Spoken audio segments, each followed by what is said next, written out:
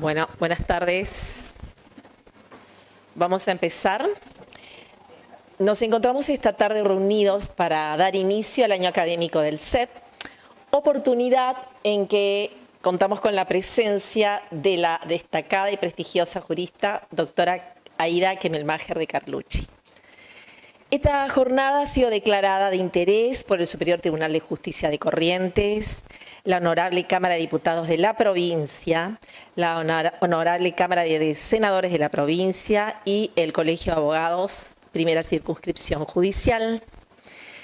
El Círculo de Estudios Procesales, doctor José Virgilio Acosta, agradece a la Facultad de Derecho, en la persona del señor decano, el doctor Mario Villegas, que estuvo recibiendo a la doctora, pero tenía compromisos contraídos con anterioridad, así que le agradecemos especialmente el haber facilitado las instalaciones de esta hermosísima facultad y los que tuvimos oportunidad de concurrir a ella y verla tan cambiada, la verdad que emociona, ¿no? Además, nos han proveído la plataforma privada de YouTube para comenzar con estas actividades. Recordamos el pensamiento de Barthes cuando nos decía: hay una edad en la que se enseña lo que se sabe, pero inmediatamente viene otra en la que se enseña lo que no se sabe. Eso se llama investigar. Nos parece lo más apropiado para nuestra invitada de hoy, porque ella es una verdadera investigadora del derecho, además de profundamente apasionada. Seguidamente, y antes de dar la palabra al doctor Sergio Schanhort, juez de paz de la localidad de Mburucuyá, dos idiomas juntos, la Torre de Babel, le invitamos a la señora presidente del Círculo de Estudios Procesales, a la doctora Silvita Escobar, ¿dónde está Silvia?, para darle un presente, agradeciéndome un humilde presente, pero con mucho cariño, para que lo disfrute en esta tarde lluviosa.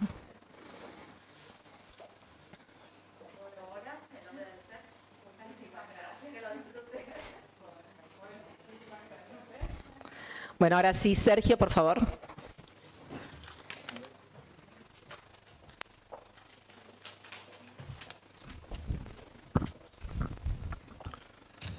Bueno, buenas tardes a todos.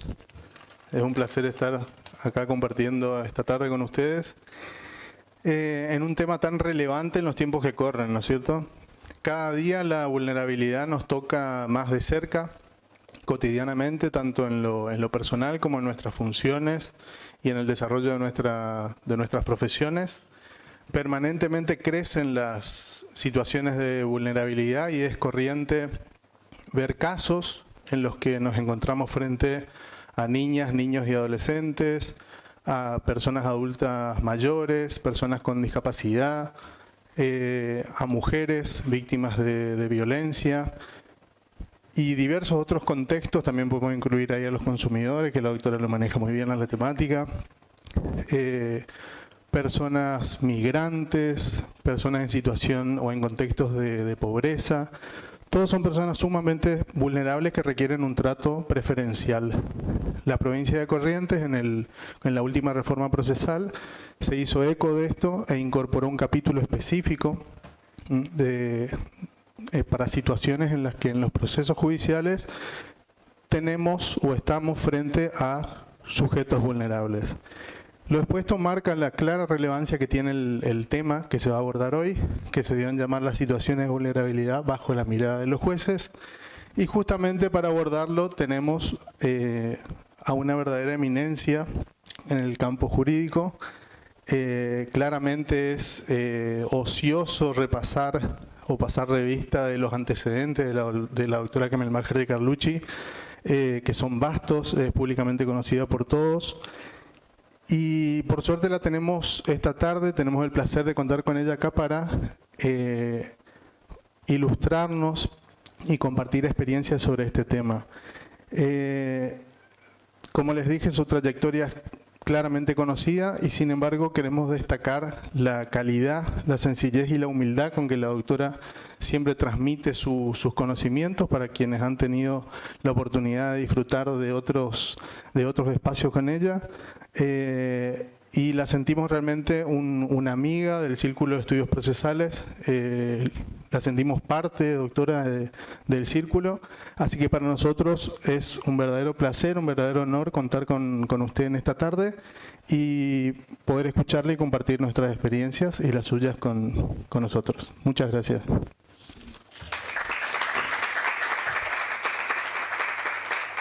Antes de empezar la actividad, a los que están en forma virtual, por favor, si pueden dar el presente en la plataforma. Y bueno, la escuchamos, doctora. ¿Qué tal? Buenas tardes. Todos y todas saben que a mí me gusta...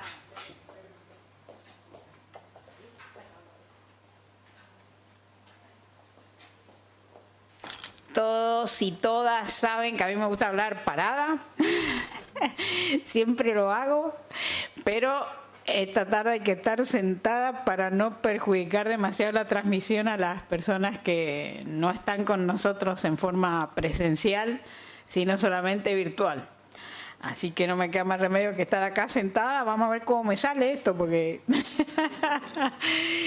cuando tengo personas amigas enfrente mío no me gusta estar así tan quieta. Bueno, muchas gracias por tan gentiles palabras, doctor. Y esto esperamos también que pueda ser un diálogo, porque no son temas donde podamos decir que las cosas están totalmente dichas, ¿sí? Bueno, como el colega ha señalado, hemos intentado que en el título, ¿no?, que el título traduzca de lo que vamos a hablar esta tarde, para no hacer publicidad engañosa. Entonces, estamos hablando de las situaciones de vulnerabilidad, pero bajo la mirada de los jueces, o sea que vamos a intentar transmitir y comentar con ustedes algunos casos de jurisprudencia donde esta noción de vulnerabilidad ha sido abordada. ¿Y esto por qué lo hacemos? ¿Por qué lo hacemos así? ¿Por qué tratamos el tema de las situaciones de vulnerabilidad y por qué bajo la mirada de los jueces? Hablamos de situaciones de vulnerabilidad, al derecho le interesa este tema porque la Corte Interamericana de Derechos Humanos viene diciendo ya hace mucho tiempo que toda persona que se encuentre en una situación de vulnerabilidad es titular de una protección especial, como ya lo señalaba acá el colega cuando hizo la presentación del tema, debido a los deberes especiales cuyo cumplimiento por parte del Estado es necesario para satisfacer las obligaciones generales de respeto y garantía de los derechos humanos. Ustedes saben que el Código Civil y Comercial hace mención a los derechos humanos, tanto en el artículo 1 cuanto en el artículo 2, es decir, respecto de las fuentes que tenemos que aplicar y respecto de la interpretación. De modo que no podemos mantenernos ajenos, y especialmente en estos temas, a la jurisprudencia de la Corte Interamericana de Derechos Humanos. Y por eso comenzamos con esta frase de la Corte Interamericana que nos obliga, de alguna manera, a tener especial consideración de esta cuestión, como la tiene, ¿sí?, el Código Procesal Civil y Comercial de corriente, el nuevo código, que al final vamos a ver algunos artículos dedicados a la vulnerabilidad para ver si esos artículos están respondiendo o no a esto de bajo la mirada de los jueces, ¿sí? O sea, si el código ha recogido de alguna manera lo que ustedes ya venían haciendo con anticipación. ¿Y por qué nos interesa bajo la mirada de los jueces? Bueno, porque la noción de vulnerabilidad está muy vinculada a la efectividad. O, como dice esta autora francesa, en realidad la efectividad, o mejor dicho, la inefectividad, está en el corazón de la noción de vulnerabilidad, porque la inefectividad transforma la fragilidad en vulnerabilidad. O sea, son dos nociones que están íntimamente relacionadas y que cuando yo no hago lo posible para que el derecho sea efectivo, estoy aumentando la vulnerabilidad que tiene esa persona. Por eso parecería que vulnerabilidad va unido a la inefectividad del derecho, que es lo que nosotros tenemos que tratar de, por supuesto, luchar contra esa inefectividad. Y sigue diciendo esta autora francesa que en derecho la persona con vulnerabilidad es aquella que en los hechos no puede ejercer sus derechos, ¿sí? Y con lenguaje muy poético dice, a los heridos por la vida se suman los heridos jurídicos. En tanto, la vulnerabilidad de origen, se agrega a esa vulnerabilidad de origen la vulnerabilidad vinculada a la inefectividad de sus derechos. Entonces, son dos nociones que nosotros tenemos que llevarlas unidas. No siempre nos va a resultar fácil, porque ciertamente esta noción de vulnerabilidad jurídicamente es una noción nueva. No estaba en los códigos decimonónicos. Ustedes, el gran código de Vélez Sarsfield, que tantas veces me han escuchado ustedes hablar bien del código y decir que es un código que para su época fue extraordinario, etcétera, etcétera. En la palabra vulnerabilidad no está en el código de Vélez ni en ninguno de los códigos decimonónicos y, por decir, tampoco en muchos códigos del siglo XX. En realidad, esta noción de vulnerabilidad viene, como lo dije al comienzo, citando a la Corte Interamericana de Derechos Humanos, del lenguaje de los derechos humanos. Este autor español que les estoy citando aquí en pantalla dice, el vocablo vulnerabilidad entró al lenguaje jurídico en tiempos recientes. No estaba en los códigos decimonónicos. Proviene directamente del derecho internacional de los derechos humanos. Ciertamente, en un ámbito que no es el nuestro, que es el derecho penal, siempre ha estado allí la noción de vulnerabilidad en el derecho penal, que ha sido un campo fértil para el desarrollo de esta noción. Voy a poner un caso de una historia tremenda, reciente, una sentencia que no tiene demasiado tiempo, pero en la que los jueces penales, después de describir la situación de la imputada, dicen, efectivamente, esta mujer ha estado en una situación de vulnerabilidad. Veamos cómo describen los jueces la situación de la imputada.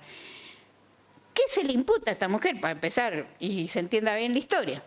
A la mujer esta se le imputa haber tenido un hijo y haberlo matado después que lo ha tenido. Haberlo dejado tirado, o sea, que ella pare al hijo y después que lo ha parido, lo ha matado. ¿Sí?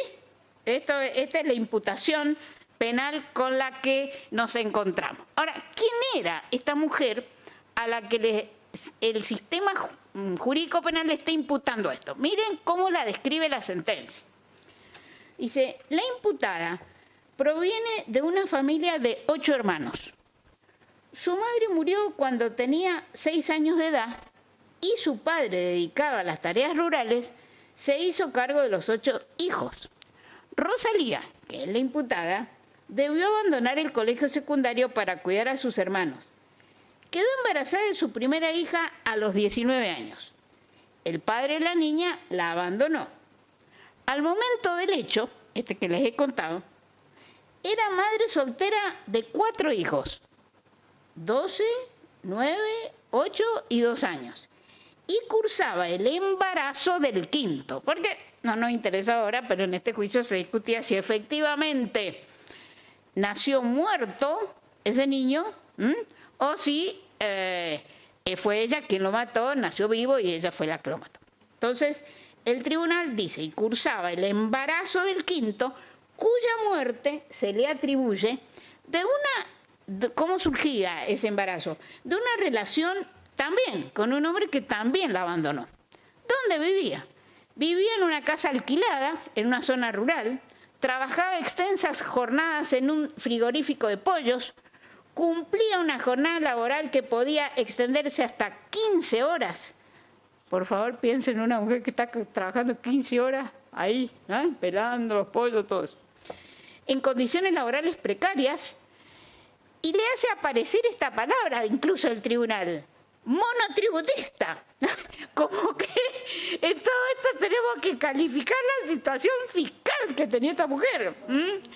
O sea que no estaba protegida, fíjense ustedes, era monotributista, independiente, ¿no? Desde el punto de vista fiscal. Sin acceso a derechos laborales mínimos, lo que entre otras razones la motivó a mantener en secreto su embarazo. Si no, le echaban directamente ahí también a la mujer. Se tuvo su segunda y tercera hija con un hombre que la maltrataba y la golpeaba.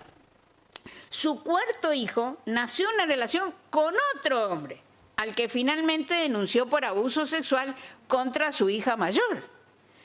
Precisamente, ¿cómo empieza este juicio contra esta mujer que ya estamos viendo la situación terrible? O sea, no es una novela de Migré, ¿eh? Esto es lo que está contando el tribunal de en qué situación está esta mujer.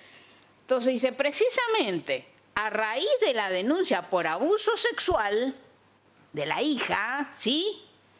Su hija se encontraba en tratamiento psicológico con la licenciada, está el nombre de esta persona, y hubiese querido yo difundirlo, porque la verdad que estoy enferma con profesionales así, pero no creo que me inicien ningún juicio. Entonces le puse PF, pero está el nombre completo de la sentencia, ¿sí? Dice, ¿a quién acudió la niña luego del hecho que se juzga? Y fue esa profesional quien, relevando, comillas, el secreto profesional, anotició a las autoridades policiales sobre lo acontecido. O sea, esta niña que era abusada por quien había causado el embarazo de su madre, a la psicóloga le cuenta qué es lo que ha pasado con la madre en el momento de, llámenle ustedes como quieran, parto, aborto, como quieran llamarle, en ese momento. Es la niña la que le cuenta a la psicóloga, y la psicóloga PF no tiene nada mejor que con el relato de la niña denunciar a la madre. No. Una cosa que...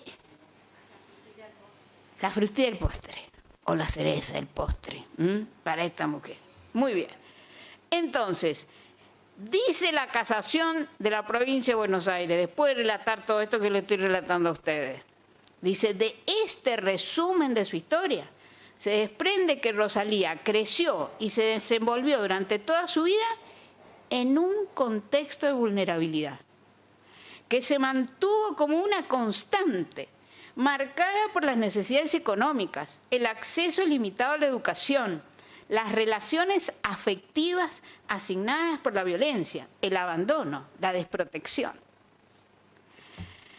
¿Ven ustedes cómo el tribunal, un tribunal penal, que está juzgando a una mujer en estas condiciones, entonces toma esta historia, toma todas estas circunstancias para decir, a ver, ¿a quién le vamos a creer esta historia cuando precisamente la denuncia viene también de la vulnerabilidad en la que ella se encuentra? Por supuesto sale absuelta esta mujer acá, pero la noción de vulnerabilidad ha sido central para poder absolver a una mujer en estas condiciones. ¿Sí?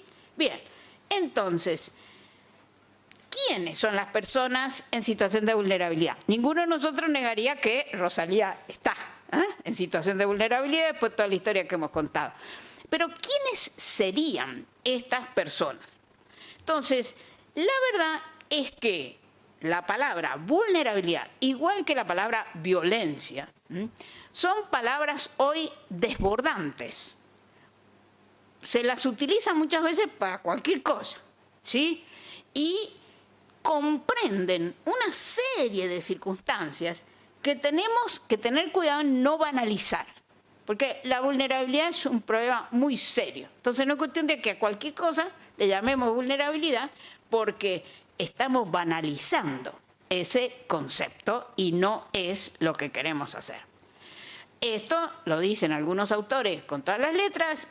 Leamos rápidamente. Dicen, en algunos sectores se advierte una tendencia al uso expansivo del término vulnerabilidad invocando sin atingencia a un contexto puntual. No es el caso que hemos mencionado, que por supuesto estaba todo vinculado, ¿eh? Convirtiéndose en una especie de etiqueta utilizada para rotular cualquier Estado, en creciente superpoblación de estereotipos, todo lo cual termina devaluando, banalizando el sentido de la protección, señalándose que el uso abusivo de estos términos vulnerables o vulnerabilidad sin contornos precisos termina por dejarlo vacío de contenido. Entonces, tenemos que ser conscientes de esto que estamos hablando, no es cuestión de banalizar este término. Y por eso vamos a ir a algunos conceptos. Por supuesto, el concepto que todos los autores repiten es este de las 100 reglas de Brasilia. 100 reglas de Brasilia, que se llama justamente sobre acceso a la justicia de las personas en condición de vulnerabilidad. Y que a nosotros nos interesan especialmente esas 100 reglas de Brasilia porque nuestra Corte Suprema de Justicia de la Nación, ya en febrero del 2009, hace muchos años, por acordada 5 del 2009, aprobó esas reglas de Brasilia. O sea que ningún juez las puede desconocer en la Argentina y los abogados, que muchas veces no están al tanto de estas cosas, pero sin embargo son reglas muy, muy importantes y que la Corte aplica también. Entonces, ¿cuál es el concepto que dan esas reglas de Brasilia que ya tienen sus años? Entonces, esa regla dice, se considera en condición de vulnerabilidad aquellas personas que, por razón de su edad, acá vienen las causas de la vulnerabilidad. ¿Por qué podés estar en condiciones de vulnerabilidad o en una situación de vulnerabilidad? Por la edad, por el género, por el estado físico o mental. Eso en el derecho civil siempre hemos considerado a las personas, ¿sí?, con debilidad mental, siempre se las vio como personas vulnerables, no con esta palabra, pero siempre así reconocida.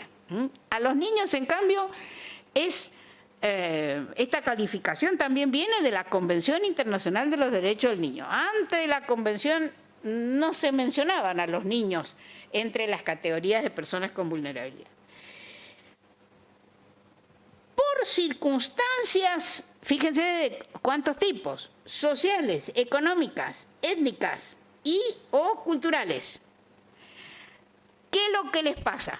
En razón de todo eso, encuentran especiales dificultades para ejercitar con plenitud ante el sistema de justicia los derechos reconocidos por el ordenamiento jurídico. Esa es una situación de vulnerabilidad definida por las reglas de Brasilia.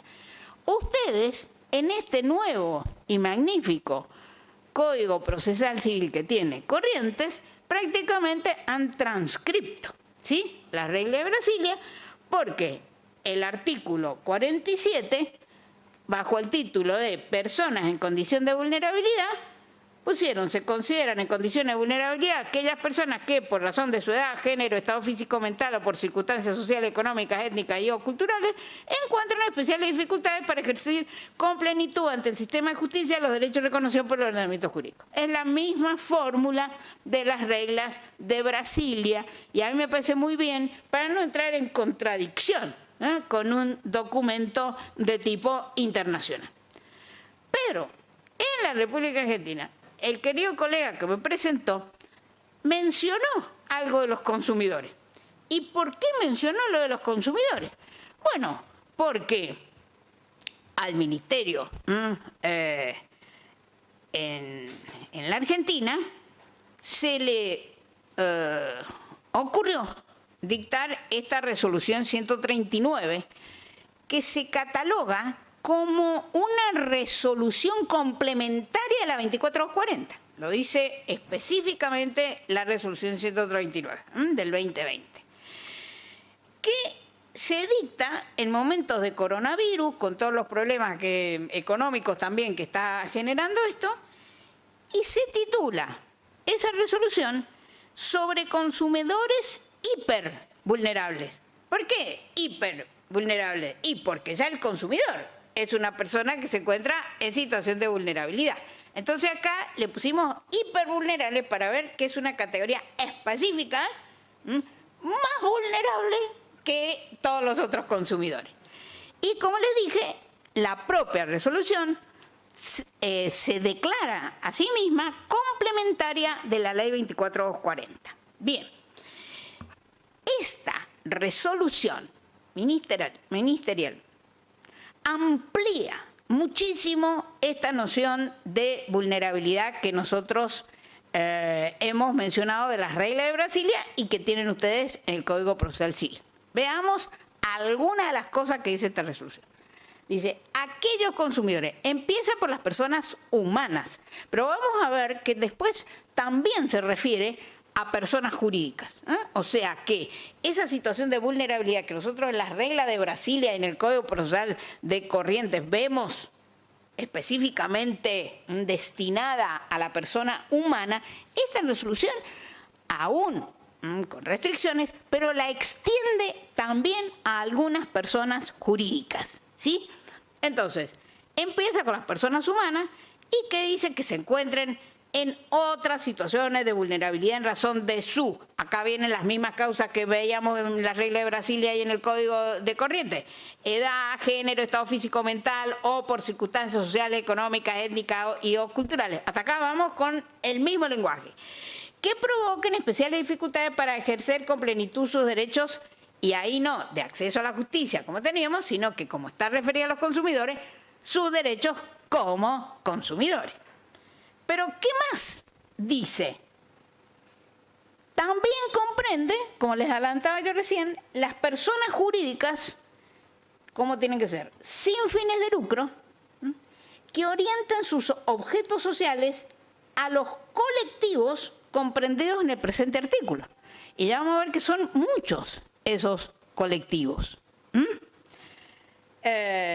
Y no solamente que lo extiende a las personas jurídicas, sino que habla de otras causas de hipervulnerabilidad diferentes a las reglas de Brasilia. Veamos si no. Reclamos que involucren derechos o intereses de niño, niña, adolescente, estamos en regla de Brasilia. Ser personas pertenecientes al colectivo LGTB, aquí ya empezamos a ampliar. Lesbianas, gays. Ser personas mayores de 70 años, también las tenemos nosotros, está en la Constitución Nacional, regla de Brasilia, etc. Ser personas con discapacidad, también las tenemos. Pero aquí le agregó algo como para restringir. Conforme certificado que así lo acredite. Eso ya parece que va a restringir de una manera que, aunque tenemos sentencias de la Corte Suprema de Justicia de la Nación que han declarado no ser arbitraria cuando se ha pedido ese certificado, ante situaciones de urgencia puede llegar a ser una cosa, esto de andarle pidiendo el certificado que así lo acredite a la persona con discapacidad. Y fíjense estas otras que tenemos en la resolución. La condición de persona migrante o turista. La pertenencia a comunidades de pueblos originarios. La ruralidad. La residencia en barrios populares, conforme a la ley 27.453, que están delimitados cuáles son esos barrios populares. Pero no solamente esos sujetos, sino que amplía a través de cuáles son las situaciones de vulnerabilidad. Porque dice situaciones de vulnerabilidad socioeconómica acreditadas por alguno de los siguientes requisitos. Ser jubilado o pensionado, que no tengan más de 2 salarios mínimos. Y así va, no nos podemos dedicar esta tarde a todo. Ustedes pues leen lo que quieren. Ahora yo simplemente voy a mostrarles que esta norma, pese a que es una norma reciente y que viene del Poder Ejecutivo, ha sido aplicada por los jueces porque hemos charlado nosotros, o sea, le hemos titulado esta charla, la situación de vulnerabilidad de las miradas de los jueces. Entonces, ¿qué hicieron los jueces con esta resolución? Cosas interesantes como esta, por ejemplo. Fíjense. Dice, antes de entrar en esa mirada de los jueces, quería aclararles que no contentos con esa resolución, en el Ministerio dictaron una resolución específica para los niños, niñas y adolescentes. pero esa resolución específica para los niños, niñas y adolescentes es a los fines de que estos niños, niñas y adolescentes con autonomía progresiva suficiente puedan hacer ellos mismos los reclamos respecto de compraventas, etcétera, que se hagan por internet. Porque la verdad, no sé ustedes, pero yo, si alguna vez quiero pedir una pizza para que me la traigan a mi casa, llamo a mi nieta, que sabe cómo hacer la aplicación, etcétera. Yo no lo sé hacer, pero ella sí lo hace. Y todos nuestros niños manejan efectivamente muy bien todas esas aplicaciones y compran muchas cosas por internet. Entonces, esta resolución les ha otorgado legitimación para hacer reclamos a ellos mismos. No necesitan del padre ni de la madre para hacer estos reclamos administrativos, sino que los legitima a estos adolescentes entre 13 y 17 años para hacer los reclamos. Han partido de los 13 porque creen, pero en la realidad no es así, que para que un chico abra una página web, etcétera, etcétera, tenga sus redes, etcétera, tiene que tener 13 años. Pero todos nosotros sabemos que hay chicos de menos edad que manejan las redes, esto, el otro. Bueno, eso quedarían afuera de esta reglamentación que, insisto, ¿sí?, es para a ese efecto. Bien, entonces, ahora sí, lo que les prometí. ¿Qué han hecho los jueces con esta resolución 139 del 2020? No son pocos los casos, vamos a comentar aquí algunos nada más. Fíjense, por ejemplo, este de Mar del Plata, interesante. Es una persona que la situación de vulnerabilidad se le encuentra en la edad. Podría ser yo, que tengo 76. Fíjense, dice, habiéndose acreditado, no voy a ser yo porque gano más de esto, pero podría ser. Podría ser cualquier jubilada de la docencia, creo, también aquí. Bien. Dice, habiéndose acreditado que el préstamo se aproxima a 20.000 pesos mensuales, mientras los haberes que percibe como jubilada ascienden a 45.000, o sea que prácticamente la mitad del sueldo se le va en pagar este préstamo. Dice, la indisponibilidad de un porcentaje importante de sus ingresos resulta una afectación irreparable en el derecho de propiedad. Y a los fines cautelares, porque es una cautelar la que se ha iniciado acá, esta consumidora hipervulnerable, por ser una señora adulta mayor, y cita la resolución que acabamos de ver nosotros, ¿sí?, se ordena al banco demandado, que le da el préstamo, como carácter de medida innovativa, que se abstenga de realizar sobre la caja de ahorro de la actora cualquier débito o retención con motivo del préstamo personal denunciado. O sea, acá hay una cautelar que lo que hace es evitar que le hagan descuento. Esos descuentos prácticamente que muchos de ellos son automáticos, ¿sí? Porque se toma un préstamo y el banco se va descontando de la cuenta que tenemos. Entonces, acá esta es una cautelar para que no me descuenten. Sabrá esta señora si paga o no paga al banco, pero tiene una cautelar que dice que no le van a poder hacer el descuento en forma automática. Esto seguramente le va a permitir a ella ir y negociar con el banco, pagar menos, que le reduzcan la cuota, pero ya tiene una cautelar que la protege en ese sentido. Cautelar que no sé si un juez cualquiera hubiese dado una cautelar de ese tipo sin esa noción de vulnerabilidad. Le hubiese dicho, señora, usted firmó este crédito. Ahora, no, ¿qué dice este crédito? Que usted autorizaba hacer los descuentos, Acá es la noción de vulnerabilidad la que ha permitido una cautelar tan efectiva como esta que estamos viendo. Esta otra, de la ciudad de Buenos Aires, del año 2021, también toma esa resolución, tomando que se trata de una persona extranjera y que vive en esos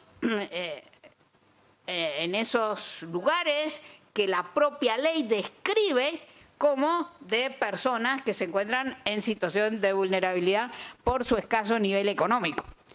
¿Y qué es lo que había pasado en este caso? En realidad, acá la deuda originaria era del conviviente, de esta señora que es paraguaya. Pero el conviviente pierde el trabajo y le cede a ella el crédito, le cede el crédito con la deuda. ¿Ah? Y entonces, claro, la manera de reajuste que tiene el crédito llega a cantidades exorbitantes. Entonces, ¿qué es lo que dice el tribunal? Que esta es una mujer migrante del Paraguay, que vive con su pareja, con sus 3 hijos en la Villa 31, la famosa Villa 31 de la Ciudad de Buenos Aires. Su compañero había suscrito un plan de ahorro para adquirir un automóvil para trasladarse a trabajar cuando era un empleado, pero pierde el empleo, le cede el contrato. La primera cuota, fíjense ustedes, implicaba el 16% del valor del sueldo. Con el correr del tiempo se fue agravando hasta llegar a más de 1.500% de aumento de la cuota. Es que no tenemos dinero, o sea, la Argentina no tiene moneda. Ese es el problema que tenemos. Y los sueldos no van en la misma proporción, ¿sí? Imagínense, 1.500%. Dice, de haber previsto el desaforado aumento de las cuotas, no hubiese acudido a este mecanismo de financiación. En consecuencia, ¿sí?, con invocación de esta resolución 139, acá, ¿qué se le hizo lugar? A la otra señora, acuérdense, prohibición de embargar la cuenta. Acá, en cambio, consiste, me parece más discutible esto, porque consiste en retrotraer los valores de las cuotas y gastos asociados vigentes a septiembre del 2019. O sea, el juez se está yendo para atrás y le dice, mire, a partir de ahí no le pudieron aumentar más, hasta que se resuelva la cuestión de fondo. ¿En qué se fundó acá el juez? En la condición de persona migrante, acuérdense que estaba prevista, en residencia en barrios populares, que también lo vimos, y situación de vulnerabilidad económica. Si lo miramos en términos de efectividad, quizás sea mucho más efectivo lo que hizo la primera sentencia, ¿no es cierto? Decir, no le pueden embargar. Eso puede llevar, aunque parezca más perjudicial para el acreedor, porque le impide esa cautela, le está impidiendo que le reduzcan los ingresos que ella tiene. Sin embargo, puede ser una manera de renegociar, de obligar a renegociar. Acá el juez me mandó a los valores existentes al 2019, pero a lo mejor para esa mujer ni a esos valores puede afrontar. Entonces, como a nosotros nos interesa mucho la efectividad, me interesa también que ustedes vayan pensando estos casos en función de cuál es la mejor, qué efectividad tiene esto o qué deja de tener. Bien, gracias Silvia, para entender bien esta noción de vulnerabilidad, ya hemos adelantado algo de una noción muy importante para entenderla, que es la noción de interseccionalidad o transversalidad. Porque esta, fíjense, ¿qué era? Mujer, migrante, vivía en barrios populares. Estamos viendo muchas causas que se van entrecruzando, ¿sí? O sea, es muy difícil que ustedes de alguien diga, está en una situación de vulnerabilidad solo por ser mujer, o solo por ser niño, o solo... Normalmente aparece esto que se llama la interseccionalidad o transversalidad, que es muy importante. Si ustedes vuelven a revisar un magnífico leading case de la Corte Suprema de Justicia de la Nación, que fue el primer caso, en mi opinión, donde la Corte da casi una clase sobre lo que es la efectividad de los derechos económicos, sociales y culturales con el derecho a la vivienda. Tiene un gran contenido esa sentencia del año 2012. ¿Qué pasaba en este caso? En aquel caso, ¿sí? Era un problema de una mujer que era boliviana, que tenía un hijo, ese hijo tenía una discapacidad muy profunda, habían agotado ya, la Ciudad de Buenos Aires no es que no la había protegido, la había protegido, y por bastante tiempo, y le había dado sumas de dinero que no eran insignificantes. Pero esta mujer se encontraba en una situación de hipervulnerabilidad y la Corte le dice a la Ciudad de Buenos Aires: si se terminaron todos los planes que tenías previstos, te tenés que inventar uno nuevo. Pero no la podés dejar a la mujer en estas condiciones. Pero claro, la discapacidad que tenía el hijo de esta mujer era terrible. Y la Corte le dice algo fantástico en esta sentencia, que a veces pasa desapercibido. La mujer no podía de ninguna manera tener ningún progreso económico, porque la gran discapacidad que tenía el hijo la obligaba a estar permanentemente al lado del hijo. Entonces, lo que le dice la Corte es: usted a esta mujer tiene que ayudarla para que ella pueda salir de esto, que haya alguien que durante algunas horas del día cuide al hijo para que ella pueda trabajar y se pueda desarrollar. Y usted eso lo tiene previsto en sus resoluciones, y eso fue lo que no cumplió. Entonces, como usted no cumplió con eso, esta mujer ha quedado en esa situación. Entonces, a mí me parece esta sentencia de la Corte realmente como una gran lección, no solamente sobre la eficacia de los derechos económicos, sociales y culturales, sino sobre este tema de la transversalidad. Porque la Corte lo dice bien claro: cualquiera puede venir a golpear la puerta y que yo le tengo que dar una vivienda. Y la Corte dice: no, ojo, acá me encuentro con una situación muy especial de esta mujer que es migrante. Claro, los que son personas que no quieren que nosotros ayudemos a las personas extranjeras, que se olvidan de nuestros abuelos y bisabuelos, porque seguramente la mayoría de los que están acá tienen algún abuelo, bisabuelo o abuela que vino de España o vaya a saber de dónde. Y si la gente la hubiese tratado así, a la abuela o al bisabuelo. Entonces acá, pero mirá esta que encima es todo boliviana y hay que darle la vivienda. No, caramba, es una mujer que se encuentra en una situación de gran vulnerabilidad precisamente porque no tiene ningún entorno que la proteja de ninguna naturaleza. Bien. La audiencia está en YouTube, está subida la audiencia con la Corte. El fallo es... ¿Así? Gracias por el dato. Gracias, la voy a mirar entonces. Bien. Entonces, vamos a ver que esta noción de vulnerabilidad, con toda esta complejidad con que la estamos planteando, se hace todavía más compleja porque hay en muchas ocasiones que nosotros encontramos, es lo que llamamos en el lenguaje vulgar nosotros una guerra de pobres contra pobres. Entonces, personas vulnerables por un lado y personas vulnerables por el otro. Entonces, ahí se va a hacer todavía mayor nuestro problema cuando encontremos aquí. ¿Quiénes serían los más vulnerables de todos? Bueno, a mí me parece que los más vulnerables de todos son los niños, niñas y adolescentes. Porque estos han llegado acá sin que ellos lo hayan pedido. Entonces están acá y si los trajimos, tenemos nuestra obligación, primero los padres, la familia, la sociedad, el Estado, de protegerlos por encima de a cualquiera, y por eso se habla del interés superior del niño, etc. Entonces, vamos a ver algunos casos de protección.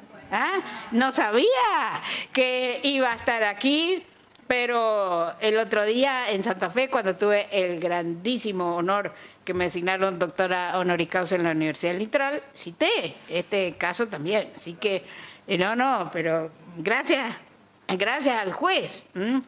Y a mí lo que me encanta de este juez que tengo el gusto de conocer hoy acá, recientemente obtuvo el título de doctor.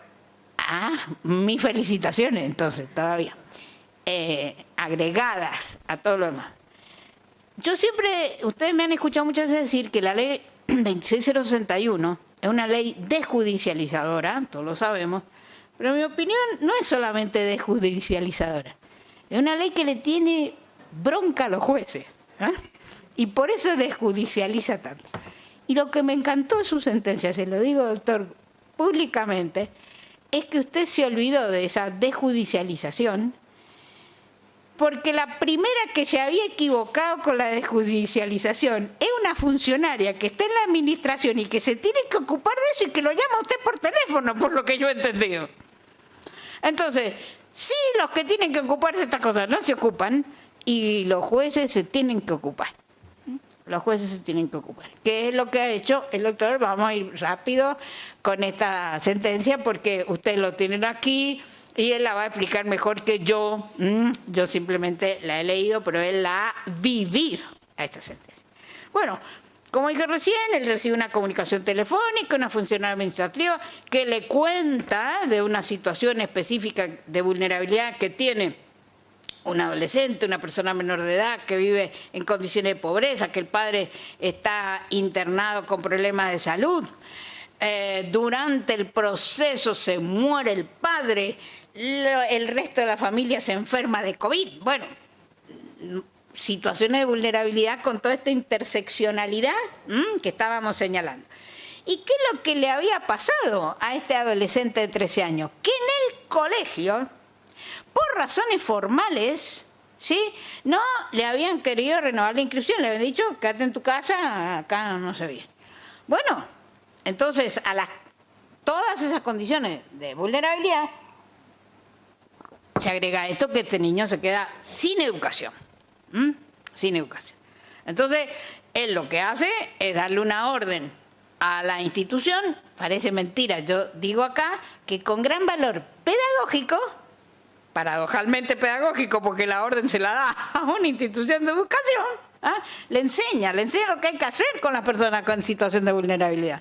Y dice, mire, si está en situación de vulnerabilidad, usted no puede venir con todos estos formalismos y ritualismos, ¿sí? Entonces, le hace saber a la autoridad de la escuela que el chico tiene que volver a la escuela, etc. Entonces, lo dejo aquí, felicitando al juez, él se las va a contar más completa esta historia. Bien, otras personas que necesitan especial protección son estos que nuestra Constitución llama el anciano. En el 75, inciso 23, que ahora con este tema del lenguaje parecería que anciano es una palabra así, peyorativa, etcétera, etcétera. Pero la tenemos en la Constitución. Con la palabra menores también la seguimos teniendo en algunas leyes, no hay que rasgarse las vestiduras.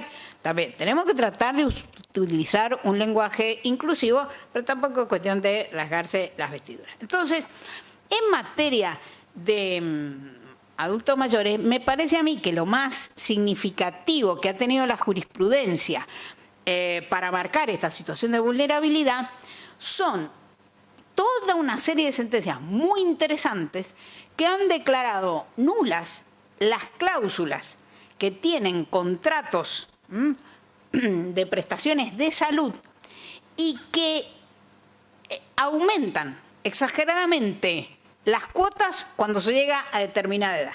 O sea, que cuando más lo necesito, ahí es donde me aumentan las cuotas y estoy en una situación de hipervulnerabilidad porque ya no puedo trabajar, porque lo único que cuento es la jubilación, etc. Entonces, tenemos muchísimas sentencias y desde hace mucho tiempo que han declarado abusivas esas cláusulas. Por eso lo traigo acá como el caso más paradigmático. Ustedes tienen ahí en pantalla uno de los tantísimos casos que hay ahí, ¿no? Y los jueces recalcan acá que hay que dejarla sin efecto, este aumento, porque puede traer aparejado una imposibilidad en su pago, con la eventual falta de cobertura médica, afectándose así el derecho a la salud y la integridad física de las personas.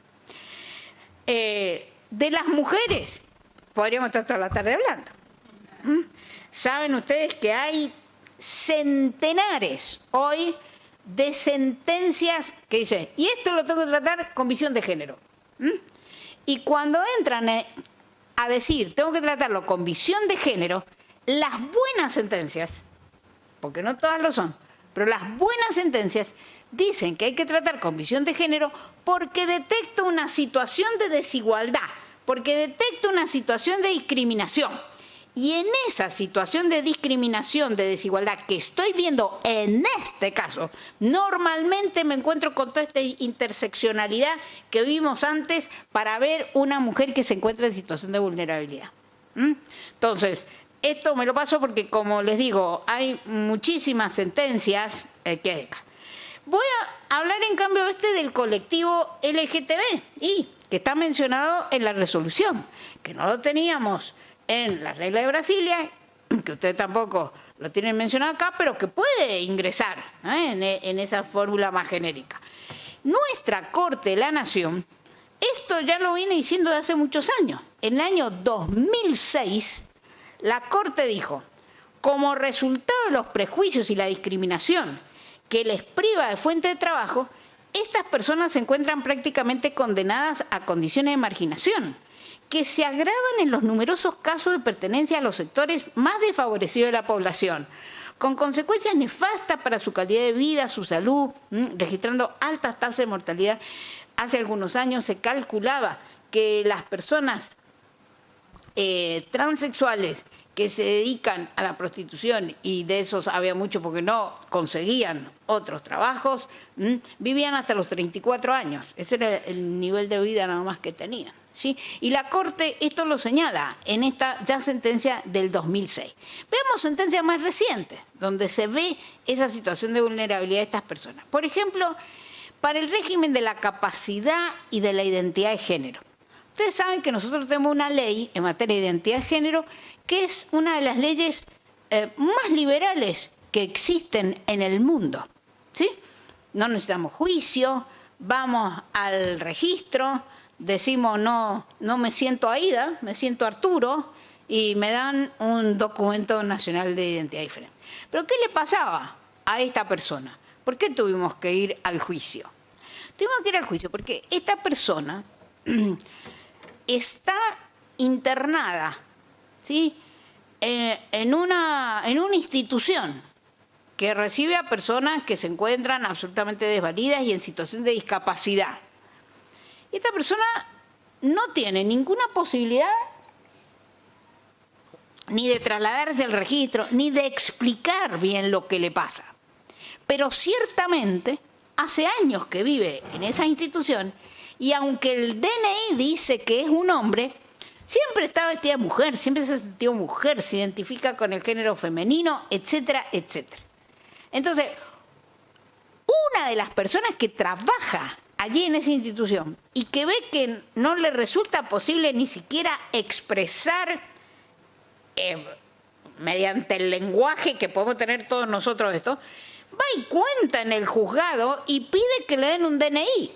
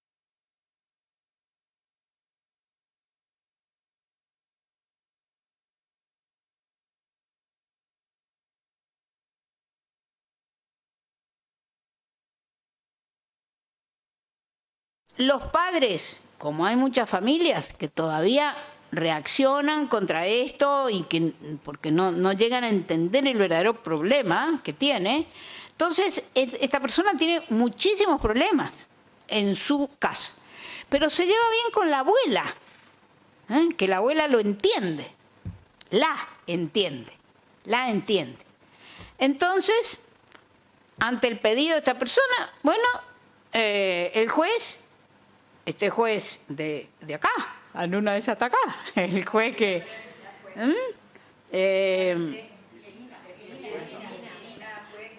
Bueno, muy bien, también aplaudo esta decisión.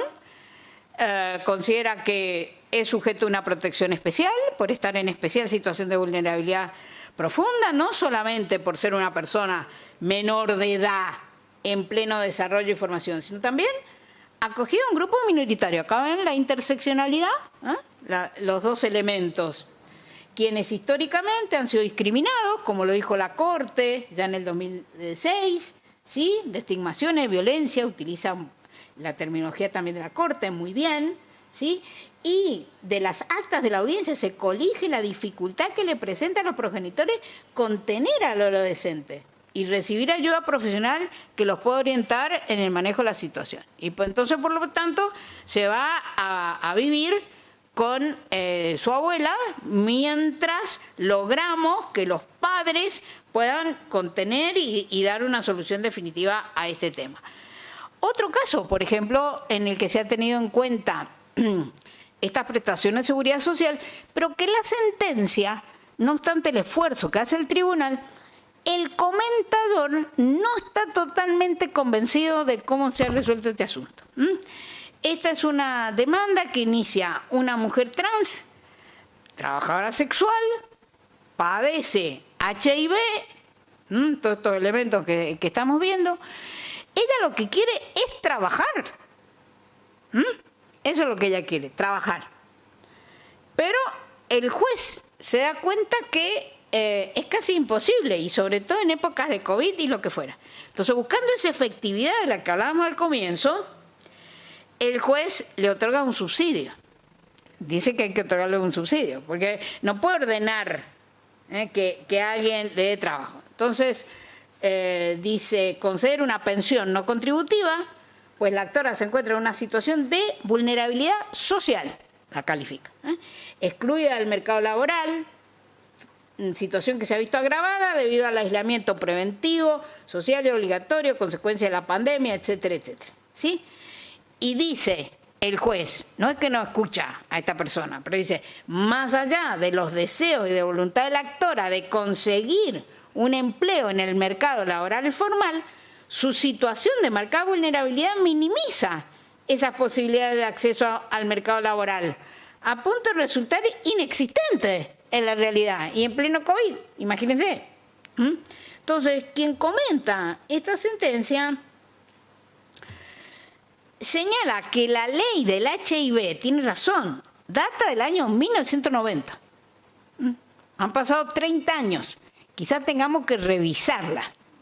Pero a mí me parece, francamente, que no obstante que tenemos que revisar la ley, que podríamos tener una ley que fue también pionera en su momento, pero que hoy podríamos agregar otras cosas, el caso está bien resuelto, con gran realismo. Porque por mucho que yo le redacte mejor la ley, no creo que otra cosa podríamos obtener en ese momento en el que se ha acudido a la justicia. Lo único que el juez podía hacer era ordenarle al gobierno una especie de subsidio. ¿Sí?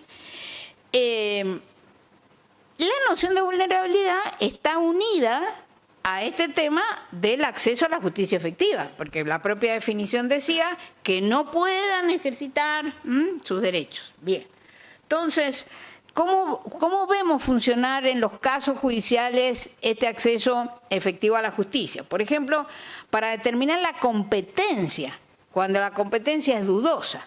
Fíjese esta sentencia del año pasado de la Corte, en el voto de los doctores Maqueda y Rosati, se hace mención de cuál es el juez más próximo a esa persona que se encuentra en situación de vulnerabilidad. Entonces, dice el juez Rosati ahí en su voto, no es razonable que personas que se encuentran en condición de vulnerabilidad y formulan pretensiones de carácter alimentario que se relacionan con su subsistencia y mejor calidad de vida, se vean compelidas a acudir a tribunal que distan a centenares o miles de kilómetros del lugar donde están.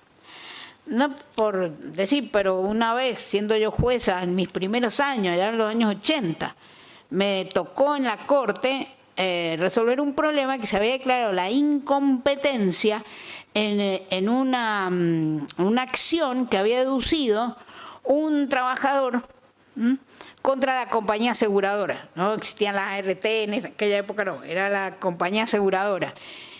Y la compañía aseguradora, como era un seguro colectivo, se valió de una cláusula que tenía la póliza, diciendo que era competente el juez de la Ciudad de Buenos Aires.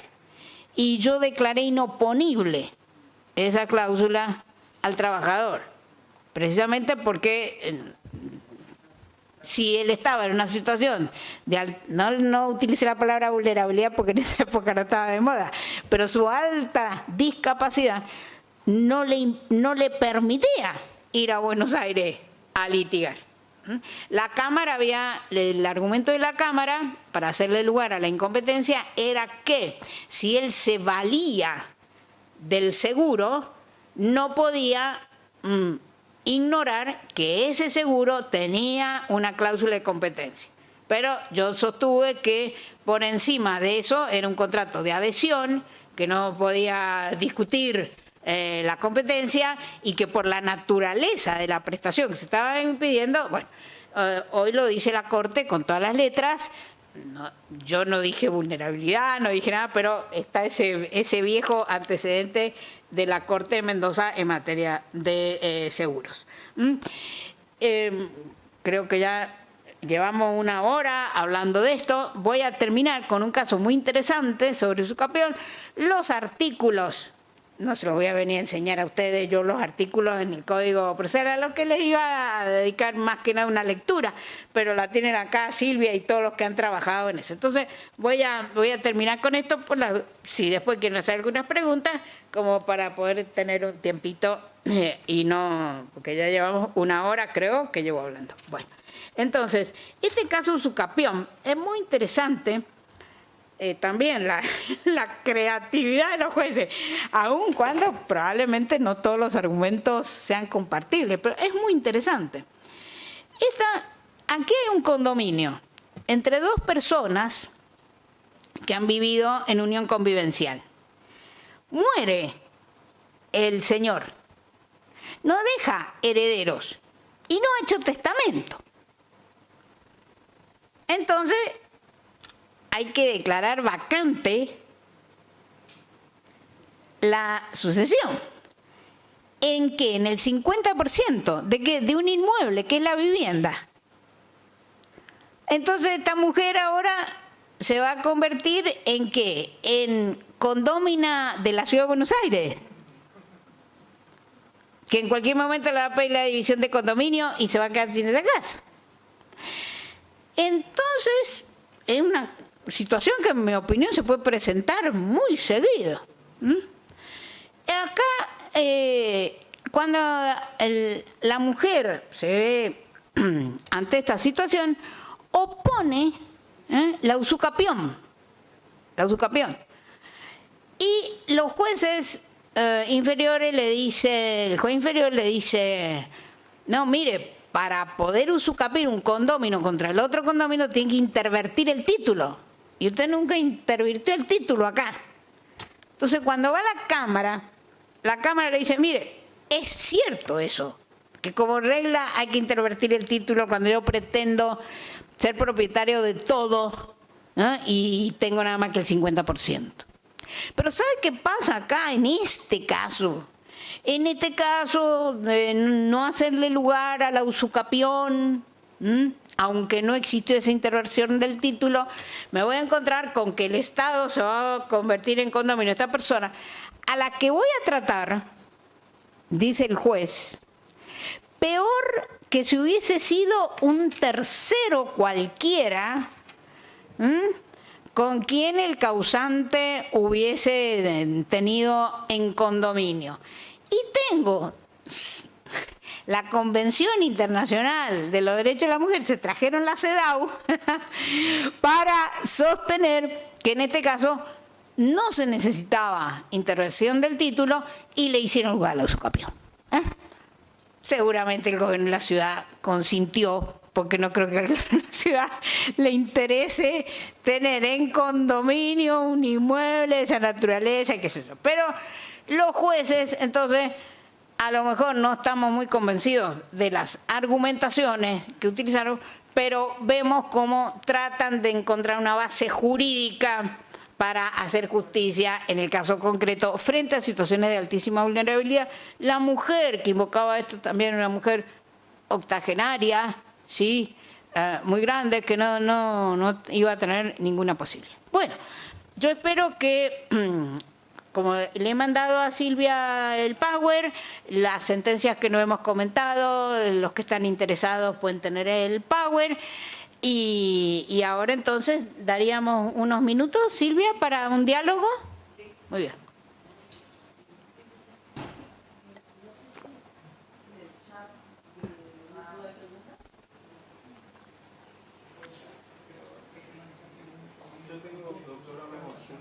¿Cómo no? Mientras vemos los chats. Muy bien.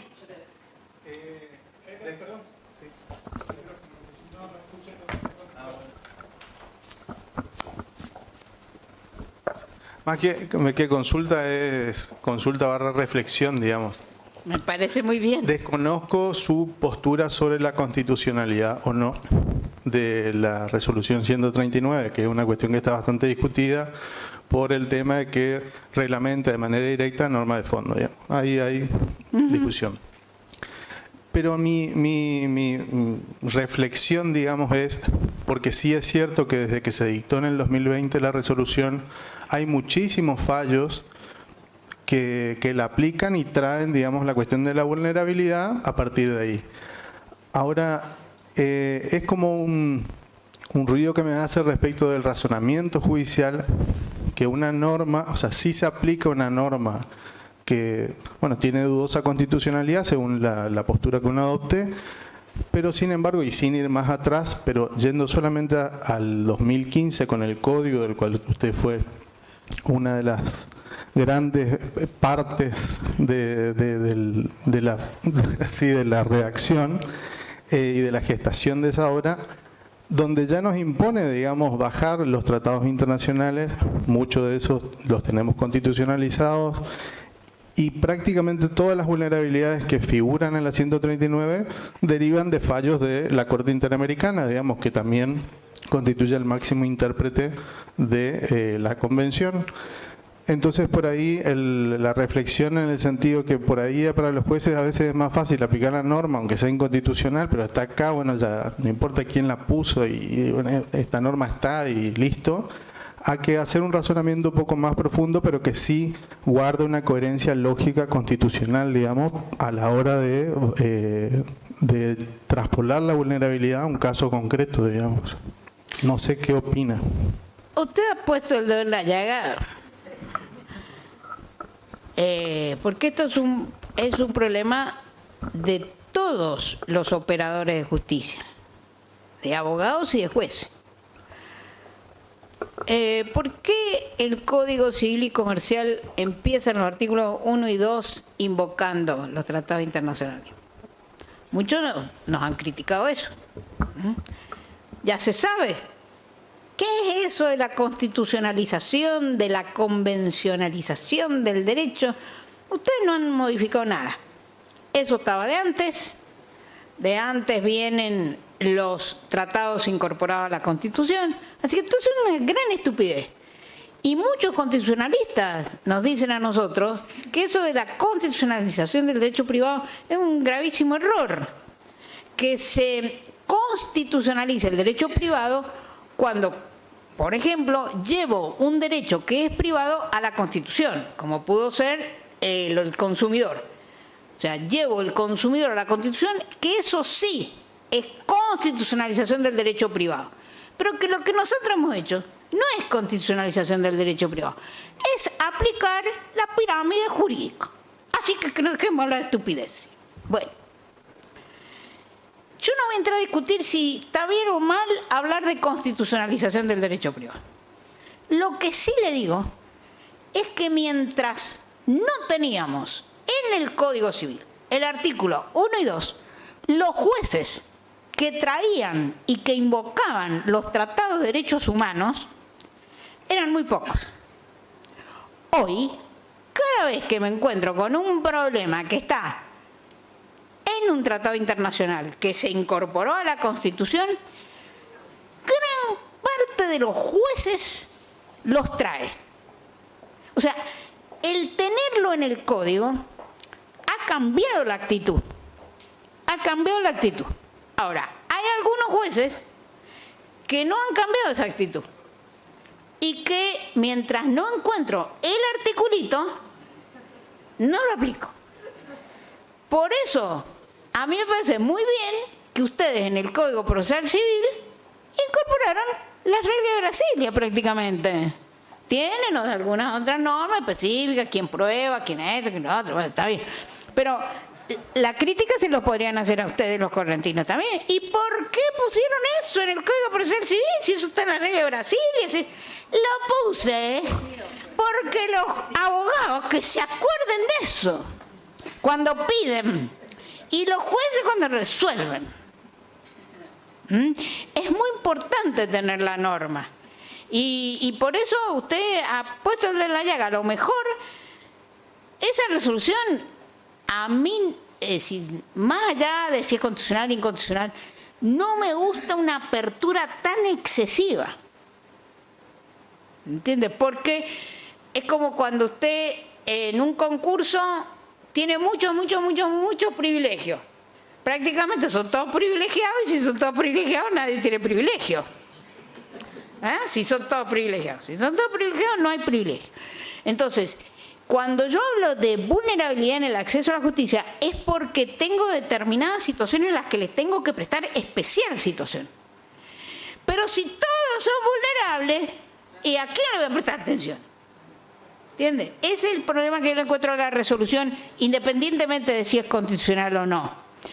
Pero que le ha servido a muchos jueces para traer esa noción, y cito el artículo, bueno, nadie me lo atacó de inconstitucional. Cito el artículo, estoy más tranquilo.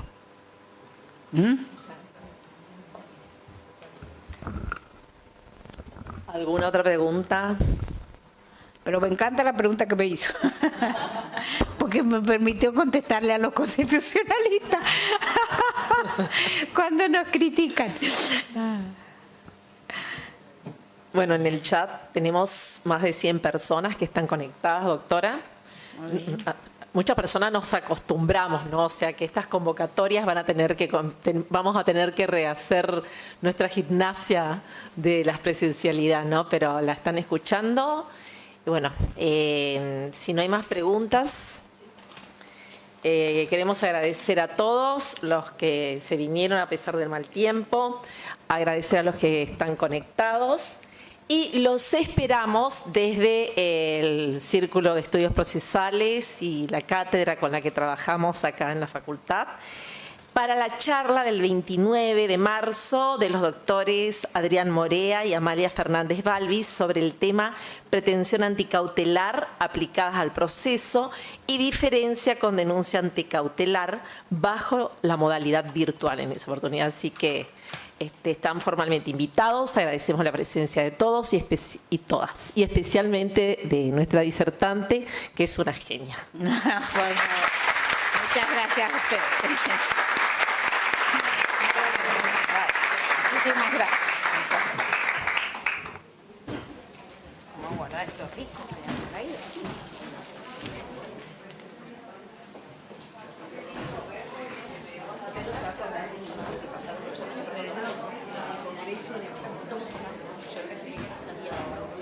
Yo me acuerdo que